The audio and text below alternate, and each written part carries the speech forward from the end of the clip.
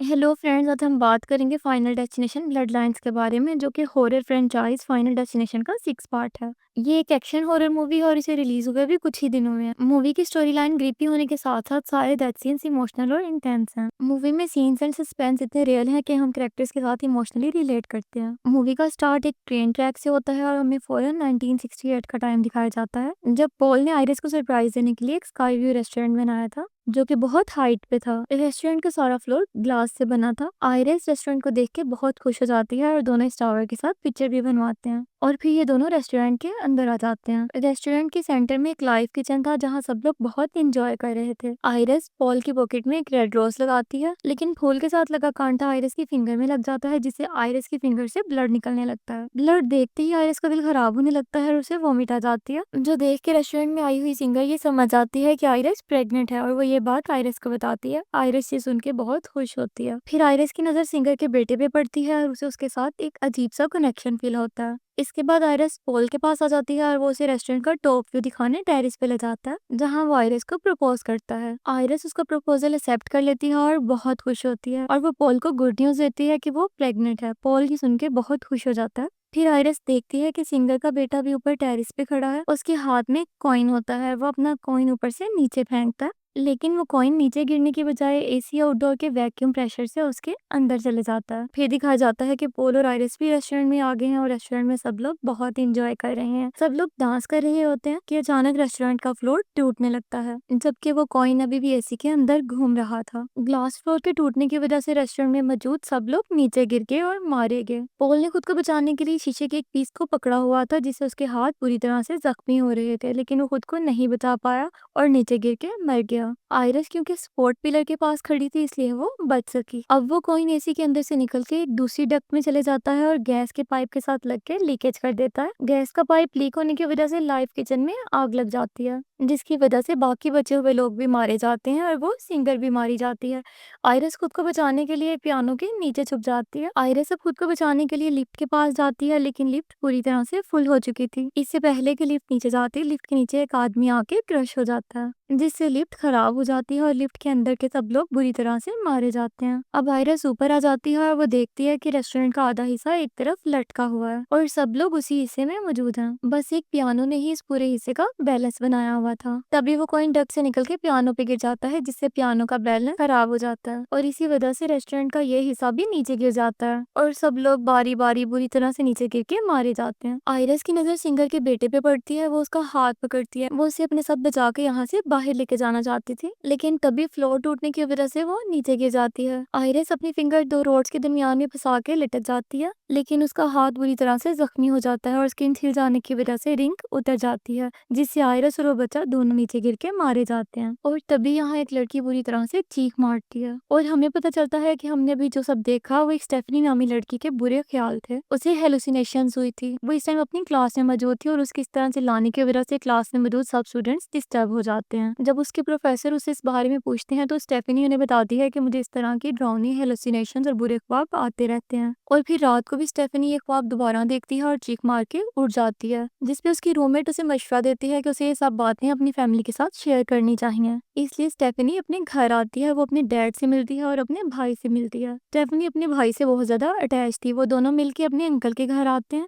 Uncle उसकी mom के भाई थे। स्टेफनी अपनी कजन्स के साथ बहुत ज्यादा अटैच थी। ये सब खुशी से एक दूसरे से बातें करने लगते हैं। तब स्टेफनी अपने अंकल से अपनी ग्रैंड मदर आइरिस के बारे में पूछती है। यहाँ हमें पता चलता है कि आइरिस जो स्टेफनी के ख्वाब में आती है वो उसकी ग्रैंड मदर थी। अपनी मॉम का नाम सुन के आइरिस के अंकल गुस्सा हो जाते हैं। वो कहते हैं कि वो हमारे लिए मर चुकी हैं। वो हमें छोड़ के एक आइलैंड में जाके रहने लगी, फिर कभी हमसे मिलने नहीं आई, जिसकी वजह से तुम्हारी मॉम की भी दिमागी हालत खराब हो गई और वो भी हम सबको छोड़ के चले गई। और फिर उसके अंकल गुस्से से वहां से चले जाते हैं, लेकिन उसकी आंटी उसकी हेल्प करती हैं और उसे आइरिस की पिक्चर और उसका एड्रेस देती हैं। वो उसे उसकी ग्रैंड मॉम आइरिस के लिखे हुए लेटर्स भी देती हैं। इनमें वो पिक्चर भी थी जो आइरिस और पॉल ने उस टावर के साथ ली थी। ये देख के स्टेफनी बुरी तरह से शॉक्ड हो जाती है, क्योंकि ये सब तो उसने अपने ख्वाब में देखा था। अब स्टेफनी आइरिस से मिलने के लिए उस वेरान आइलैंड में चली जाती है और वो कैमरा में खुद को इंट्रोड्यूस करवाती है और अपना नाम बताती है। उसके बारे में जान के आयरिस भी उसे अंदर आने देती है और उससे मिलके बहुत खुश होती है। वो स्टेफनी से उसकी मॉम के बारे में पूछती है, जिसपे स्टेफनी उन्हें बताती है कि हमारी मॉम तो हमें बचपन में ही छोड़ के चली गई थी। फिर स्टेफनी अपनी ग्रैंड मॉम से वो बात करती है जिसके लिए वो यहाँ आई थी। वो अपनी ग्रैंड माँ को बताती है कि मैंने आपको और ग्रैंड पा को उस रेस्टोरेंट में देखा था और वहाँ मौजूद सब लोग बुरी तरह से मर रहे थे। मुझे ये बुरे विजन्स हर रोज दिन रात आते हैं। यहाँ आयरिस उसे बताती है कि जो डरावने ख्वाब तुम्हें आते हैं वो मुझे भी आते थे और इन्हीं डरावने ख्वाबों की वजह से मैं उस दिन उस हादसे को रोक पाई और सभी लोगों को बचा पाई थी। मैंने उस दिन उस बच्चे के हाथ से वो कॉइन ही ले लिया था जिसकी वजह से सारा हादसा हुआ था, इसीलिए वो हादसा नहीं हुआ। और जो ग्लास फ्लोर टूटा था मुझे उस बारे में भी पहले से पता था, इसलिए मैंने माइक में पहले से अनाउंस कर दिया था, जिसकी वजह से लोगों ने रेस्टोरेंट खाली कर दिया था। स्टेफनी हैरान होकर कहती है कि उस दिन आपने सबकी जान बचा ली थी, जिसपे आयरिस उसे बताती है कि हाँ, मैंने उस दिन सबकी जान तो बचा ली थी, लेकिन जो लोग उस हादसे से बच के मौत ने उनका पीछा कभी नहीं छोड़ा। मौत बुरी तरह से उन लोगों के पीछे पड़ गई और बारी बारी वो सब लोग बुरी तरह से मारे गए और उन लोगों के साथ जो बच्चे थे वो भी मारे गए और जो लोग किसी तरह से बच गए थे और उनके बच्चे हो गए थे, बाद में वो लोग भी मारे गए और उनके बच्चे भी मारे गए, क्योंकि अगर वो लोग हादसे में मर जाते तो तब उनके बच्चे नहीं होते। मौत ने किसी को भी नहीं छोड़ा, यहाँ तक कि तुम्हारे ग्रैंडपा भी कैंसर की वजह से मारे गए। मौत सब बारी बारी उस हादसे में मौजूद लोगों को ही मार रही थी। तब मुझे अंदाजा हुआ कि अगली बारी मेरी है, क्योंकि अब पॉल भी मर चुका था, इसलिए मैं मौत को चकमा देने के लिए यहाँ आके बस गई। अगर मैं मारी गई तो तुम्हारी माँ, तुम्हारा भाई, तुम्हारे अंकल और उनके बेटे भी मारे जाएंगे,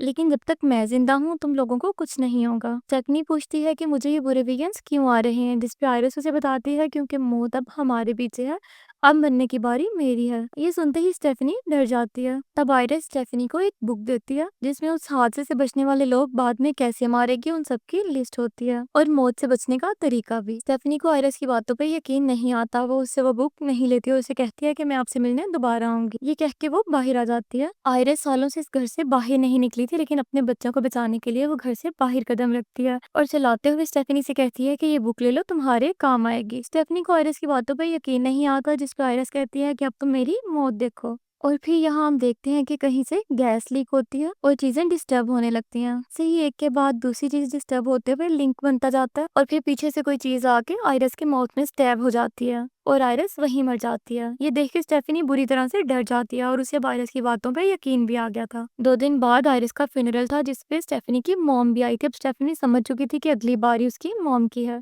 अपनी मॉम को बचाने के लिए स्टेफनी आयरिस की दी हुई बुक रीड करने लग जाती है, जिसमें वो कॉइन भी रखा था जो उस दिन आयरिस ने उस सिंगर के बेटे के हाथ से लिया था। अब स्टेफनी सारी बात समझ चुकी थी और वो ये सारी बात अपनी फैमिली को भी समझाना चाहती थी। वो सबको बारी बारी कॉल करती है, लेकिन कोई उसकी कॉल रिसीव नहीं करता। फिर हमें दिखाया जाता है कि स्टेफनी की सारी फैमिली तो पार्टी में बिजी है, लेकिन यहाँ मौत का खेल शुरू हो चुका था। यहाँ पे ग्लास टूटता है और कांच का टुकड़ा आइस में जाके गिर जाता है, जहाँ से सब बर्फ ले रहे थे। ये ग्लास का टुकड़ा स्टेफनी के अंकल के ग्लास में चले जाता है और वो उसे साइड पे रख देते हैं। और तभी यहाँ डिफरेंट चीजों की मूवमेंट की वजह से जगह का बैलेंस बिगड़ रहा होता है। स्टेफनी के अंकल के हाथ से वो ग्लास गिर जाता है और कांच का टुकड़ा उनके पैर में लग जाता है और वो गिर जाते हैं और उनके पाँव से खून निकलने लगता है। फिर एक टूल घास काटने वाली मशीन पे गिरता है और वो मशीन चल जाती है और सीधा स्टेफनी के अंकल के फेस पे चढ़ जाती है और उनका पूरा फेस बुरी तरह से कट जाता है। उनकी इस खौफनाक मौत से सब लोग पूरी तरह से डर जाते हैं। स्टेफनी भी बहुत डर गई थी और वो अब अपनी पूरी फैमिली को एक्सप्लेन करती है कि कैसे मौत उनके पीछे पड़ी है और अब अंकल के बड़े बेटे की बारी है, उसके बाद उनके छोटे बेटे की, उसके बाद स्टेफनी की मॉम की बारी है और उसके बाद स्टेफनी की। लेकिन कोई भी स्टेफनी की बात पे यकीन नहीं करता, बल्कि उसके कजन तो इस बात पे गुस्सा हो जाते हैं कि वो उनके डैड की मौत का मजाक उड़ा रही है। सिर्फ स्टेफनी की मॉम को उसकी बात पे यकीन होता है, लेकिन स्टेफनी अपनी मॉम से अच्छे से बात नहीं कर रही। फिर हमें अंकल के बड़े बेटे को उसकी पेरिसिन शॉप में दिखाया जाता है। वो अपना काम खत्म करके शॉप क्लोज करता है और अपने डैड को याद करता है। वो अपने हाथ पे डैड लिख के टैटू बनाता है। अब यहाँ ऊपर लगा फैन अचानक से ऑन हो जाता है, जिसके साथ एक मैग्नेटिक चेन अटैच थी जो आके उसकी नोज पायरेसिंग के साथ जुड़ जाती है। फैन के चलते हुए वो चेन घूमने लगती है और वो लड़का भी घूमने लगता है। नीचे बहुत सा केरोसिन गिरा था, जिसपे लड़के का लाइटर गिरता है और आग लग जाती है। अब आग पूरी तरह से शॉप में लग गई थी। अब वो लड़का अपने आप को ऊपर चेन से तो बचा लेता है, लेकिन नीचे आग में गिर जाता है। अब स्टेफनी को सुबह जब उसकी शॉप में आग लगने का पता चलता है तो वो अपने भाई के साथ वहां जाने लगती है,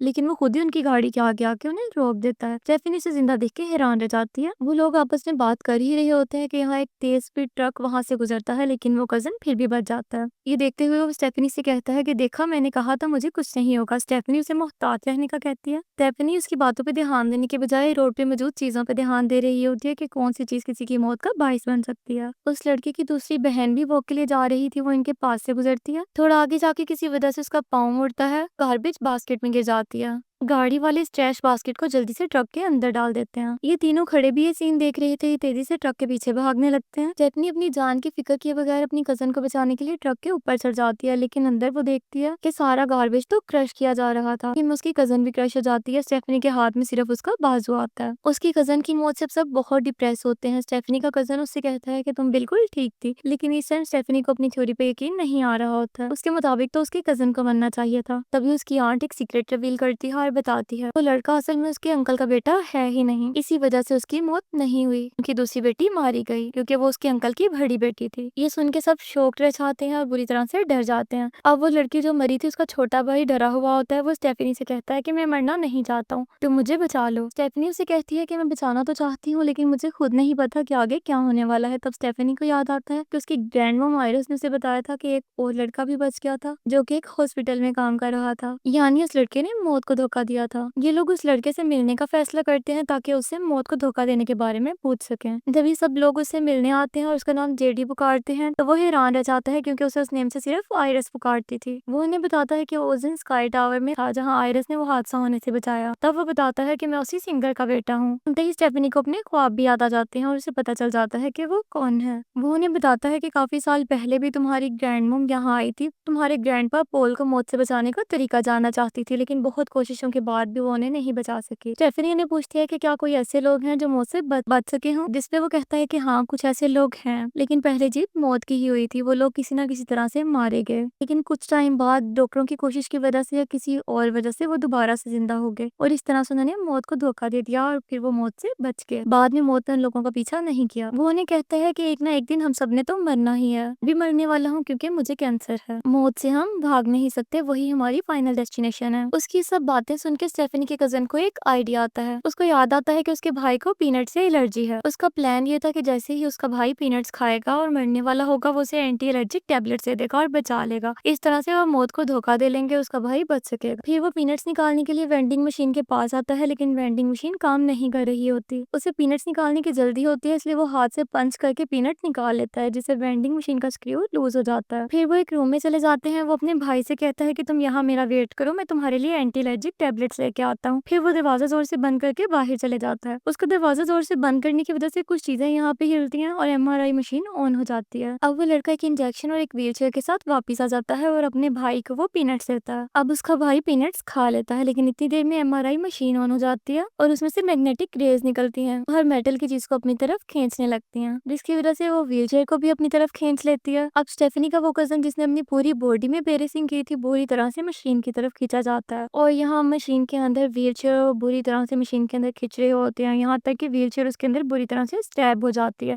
और वो बुरी तरह से क्रश होके मारा जाता है। अब उसका छोटा भाई जिसने पीनट्स खा ली थी उसे भी बहुत ज्यादा तकलीफ हो रही थी, उसकी एलर्जी बढ़ती जा रही थी। वो जल्दी से फ्लोर पे गिरा इंजेक्शन पकड़ता है और अपने अंदर इंजेक्ट कर लेता है, जिससे वो ठीक फील करने लगता है। तभी वेंडिंग मशीन से एक स्प्रिंग निकलता है और सारी दीवारों से बार बार टकराने के बाद सीधा उस लड़के के सर में स्टैब हो जाता है और वो वहीं मारा जाता है। इन दोनों के मरने की वजह से सब बहुत डिप्रेस थे और बहुत ज्यादा दुखी थे। अब स्टेफनी अपनी मॉम से कहती है कि नेक्स्ट बारी आपकी है। वो उनसे कहती है कि आप उसी आइलैंड में चले जाएं जहाँ पे आयरिस रहती थी और अब आप ग्रैंडमा के घर में रहने लगे हैं ताकि हम भी जिंदा रह सकें। उसकी मॉम मान जाती हैं और फिर तभी हम देखते हैं कि स्टेफनी के हाथ में जो बुक थी उसमें से कॉइन निकल के नीचे गिर जाता है, जिसे पास खड़ी एक बुरी औरत उठा लेती है। अब स्टेफनी और उसका भाई अपनी मॉम को गाड़ी में बिठाते हैं और उसे आयरिस के घर में छोड़ने के लिए निकल जाते हैं। वो लोग तेजी से ड्राइव कर रहे होते हैं और वो वहां पहुंच जाते हैं। उसकी मॉम उन दोनों के लिए बहुत परेशान थी, जिसपे स्टेफनी अपनी मॉम से कहती है कि आप फिक्र ना करें, जब तक आप जिंदा हैं हम दोनों को कुछ नहीं होगा। लेकिन हम देखते हैं कि घर में पहले से ही गैस लीक थी और स्पार्किंग भी हो रही थी, जिसकी स्मेल स्टेफनी की मॉम को भी आई, लेकिन वो इग्नोर करते हुए घर के अंदर एंटर हो गई। लेकिन यहाँ पे गैस और स्पार्किंग की वजह से बहुत बड़ा ब्लास्ट हो जाता है, जिसकी वजह से स्टेफनी की गाड़ी भी पानी में गिर जाती है। स्टेफनी की मॉम भी घर में बुरी तरह से जल गई थी और स्टेफनी का भाई जो घर के बाहर खड़ा था वो देखता है कि एक टावर उसके ऊपर गिरने वाला है, लेकिन जल्दी से स्टेफनी की मॉम बाहर आ जाती है और उसे धिक्का देके वो टावर के नीचे आ जाती है। अब उसके भाई को याद आता है कि नेक्स्ट बारी स्टेफनी स्टेफनी की है, इसलिए वो जल्दी से स्टेफनी को बचाने के लिए उसकी तरफ बढ़ता है। स्टेफनी पानी में डूब रही थी, वो उसे बाहर निकालता है, लेकिन वो देखता है कि स्टेफनी तो पहले ही मर चुकी है, लेकिन वो फिर भी उसे बचाने की कोशिश करता है और उसे सीपीआर देता है, जिसकी वजह से स्टेफनी एक बार फिर से बच जाती है। वो दोनों बहुत खुश थे कि स्टेफनी ने मौत को चकमा दे दिया है और अब वो दोनों जिंदा रहेंगे और मौत इनका पीछा छोड़ देगी। वो लोग अपने लिए तो बहुत खुश थे, लेकिन अपनी मोम और बाकी सबके मरने की वजह से बहुत ज्यादा परेशान थे। अब यहाँ से सीन कट होता है और हमें कुछ दिन बाद का सीन दिखाया जाता है, जहाँ इन दोनों की लाइफ बहुत नॉर्मल हो चुकी थी और आज स्टेफनी के भाई की ग्रेजुएशन सेरेमनी थी। स्टेफनी उसकी पॉकेट में रेड रोज लगाती है, लेकिन फूल के साथ मौजूद कांटा स्टेफनी के फिंगर में लग जाता है और उसकी फिंगर से ब्लड निकलने लगता है। तभी उसे अपनी ग्रैंडमा आइरिस वाला सीन याद आता है कि उनके हाथ में भी ऐसे ही कांटा लगा था और वो बहुत ज्यादा परेशान हो जाती है। अब स्टेफनी समझ आती है कि मौत का खेल दोबारा शुरू हो गया है। फिर सीन कट होता है और हमें दिखाया जाता है